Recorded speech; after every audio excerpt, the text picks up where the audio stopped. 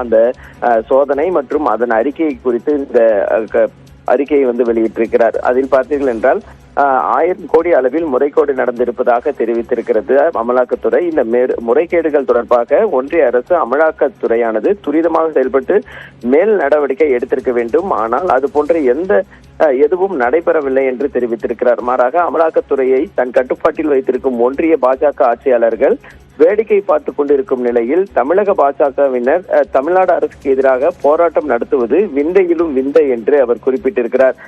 நடவடிக்கை எடுக்கும் அதிகாரத்தை கையில் வைத்துள்ள ஆளும் கட்சியினர் முற்றுகை போராட்டத்தை நடத்தி அதன் வாயிலாக எதை வலியுறுத்த முயல்கிறார்கள் என்ற கேள்வியும் எழுப்பியிருக்கிறார். அத்தோடு மற்ற மாநிலங்களில் இது போன்ற மோசடிகள் நடைபெறும் போது என்ன நடந்தது, தமிழ்நாட்டில் என்ன நடைபெற்றுக் கொண்டிருக்கிறது, எதற்காக இந்த கண்ணாமூச்சி ஆட்டம் என்றும் கேள்வி எழுப்பியிருக்கிறார்.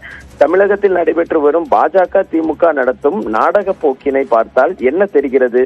ஒன்றியம் மற்றும் மாநிலத்தை ஆளும் அரசுகள் வெளியில் தங்களை எதிரி போன்று காட்டிக்கொண்டு புறவாசல் வழியாக மறைமுக கூட்டணி வைத்துக் கொண்டு மக்களை ஏமாற்றி வருகின்றனர் என்பதே தெரிகிறது. இதை அம்பலப்படுத்தி ஏற்கனவே எங்கள் கட்சியின் தலைவர் விஜய் அவர்கள் கூறியது முற்றிலும் உண்மை என்பதை மக்களும் உணரத் தொடங்கி இருக்கின்றனர். இது இன்று நடைபெறும் போராட்டம் மற்றும் கைது நாடகத்தின் வாயிலாக வெட்ட வெளிச்சமாகி இருக்கிறது என்றும் தெரிவித்திருக்கிறார்.